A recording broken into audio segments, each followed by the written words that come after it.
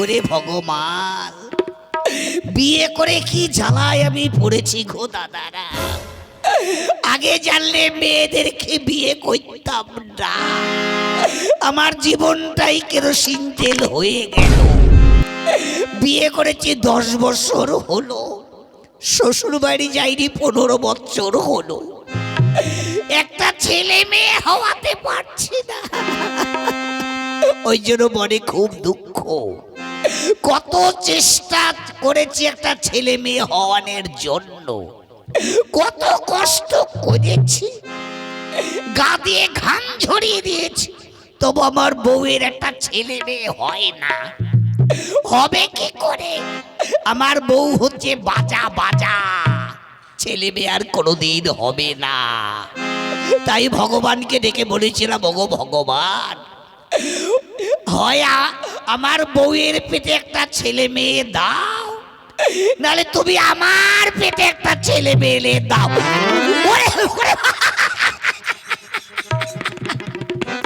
কি ভুল বলে ফেলেছি রে। ওরে, লোকে শুনলে যে ভোগবে মারবে, আমার পেটে ছেলে মেয়ে হবে কই থেকে? আমার কি জানলা দরজা আছে নাকি? আমার তো জানলা দরজা নেই, আমার পেটে ছেলে মেয়ে হবে কই থেকে?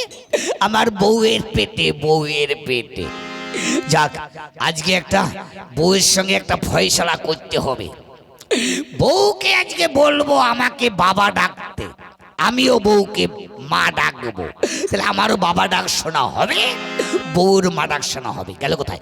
বউ, এ বউ, বউ রে, এ বউ। কি আছে? সারে মতো চেঁচাচ্ছ কেন? কি? আমি সার? তবে কি এত চেঁচামেচি কেন? গরম কিসের? বলছি গরম হবে না কেন? তুই বুঝতে পারছিস না? বুঝতে পারছিস না? এত বন্ধু বান্ধব এক বয়সী যারা সবাই বিয়ে করেছে, সবার 2-3টে করে 4টে করে ছেলে মেয়ে হয়েছে, সবাই কত ছেলেরা মেয়েরা বাবাকে বাবা ডাকছে, মাকে মা ডাকছে। তুই একটা ছেলে মেয়ে হওয়াতে পারছিস না কেন শালির বিটি? হবে কি করে? ভগবান আমাকে বন্ধা করেছেন, আমার গর্ভে সন্তান নেই। যাক যাক যাক, শোন, তুই যখন মা ডাক শুনতে পাচ্ছিস না, আমিও বাবা ডাক শুনতে পাচ্ছি না, তাহলে এক কাজ করো গিন্নি, ছেলের মধ্যে আমি, মেয়ের মধ্যে তুমি, তাহলে তুমি একবার আমাকে বাবা বলে ডাকো, আমি তোমাকে মা বলে ডাকি, তাহলে তোমারও মা ডাক শোনা হবে, আমারও বাবা ডাক শোনা হয়ে যাবে। কি মুখ পোড়া, এই কথা বলতে লজ্জা করছে না তোমার? বড় হয়ে গেল, দূর হয়ে যাবে থেকে, দূর। এই এই শালি বিটি, শোন শোন শোন, এই শোন না, শোন। চলে গেল, চলে গেল। দাঁড়া, হ্যাঁ, আমাকে মারলি রে শালি বিটি, আমার গায়ে হাত তুললি, হ্যাঁ, দেখাচ্ছি মজা। দাঁড়া, আমিও পুরুষ বটে, আমায় চিনতে পারোনি, কাকে নিয়ে সংসার করছো। এইবার এমন বুদ্ধি খাটাবো, শ্বশুরকেও আনবো আর বউকেও বাবা ডাক করাবো। আগে ফোন করিনি,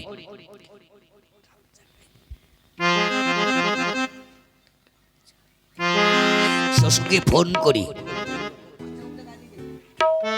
শ্বশুরকে ফোন করি। হ্যাঁ, ওরে দেখি নাম্বারটা কত জন শ্বশুরের। 034732999 অমুক তমুক ফাঁক ধরে যা, টকা টক, লেগে যা, লেগে যা, শ্বশুরের কাছে লেগে যা, লেগে যা। বোডা সিম তো টাওয়ারে ডিস্টার্ব করছে কদিন ধরে, লেগে যা, ঢোক ঢোক ঢোক।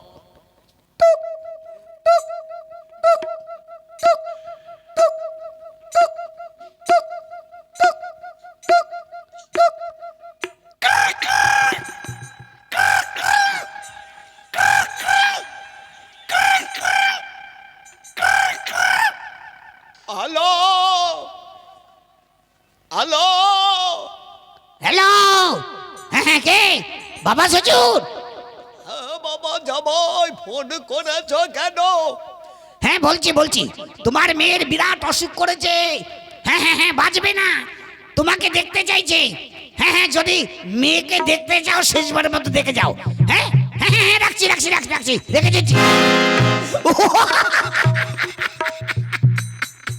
এই তো এমন বুদ্ধি খাটিয়েছি, শ্বশুর তুমি আসবে না, তোমার 14 গোষ্ঠী আসবে আজ আমার বাড়িতে।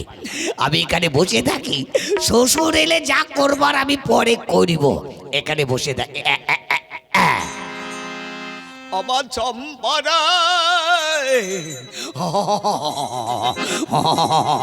আমার চম্পা।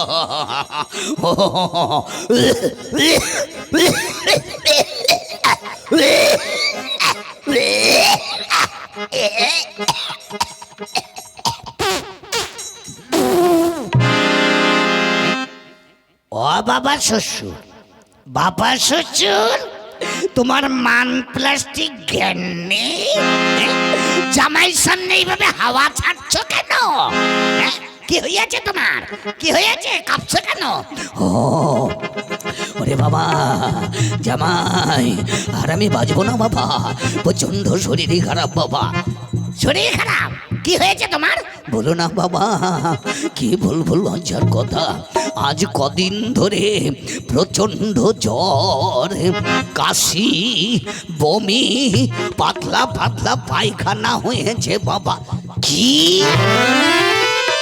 পাতলা পাতলা পায়খানা, কাশি, বমি, জ্বর?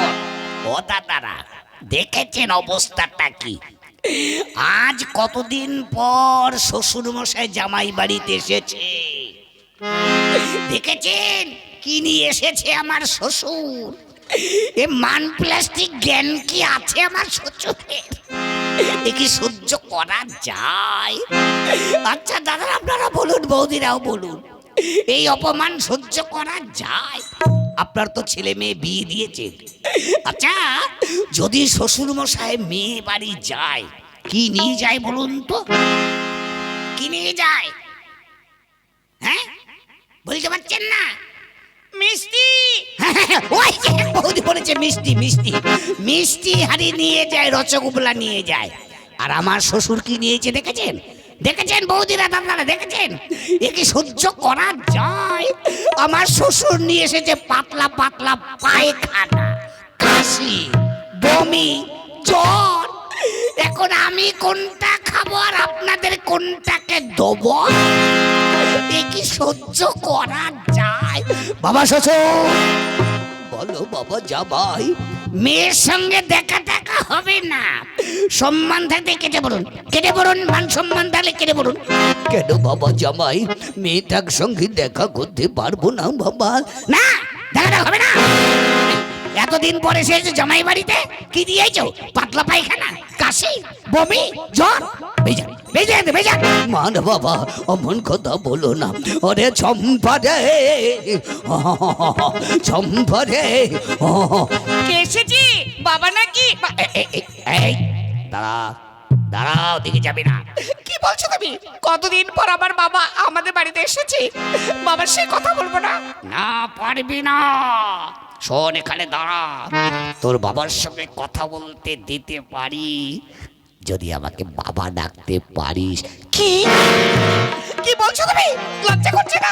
লজ্জা করবে কেন? ওদিকে যাবি না। বাবা গো, তুমি সরে যাও, সরে যাও, সরে যাও। বাবা, ও বাবা, বাবা গো, কখন এলে বাবা?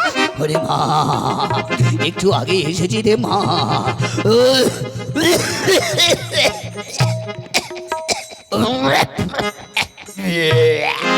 ও বাবা, কি হয়েছে তোমার? আমি আর বাঁচবো না। আমার আজ কদিন ধরে প্রচন্ড জ্বর, পাতলা পায়খানা, কাশি, বমি সব একসঙ্গে হয়েছে।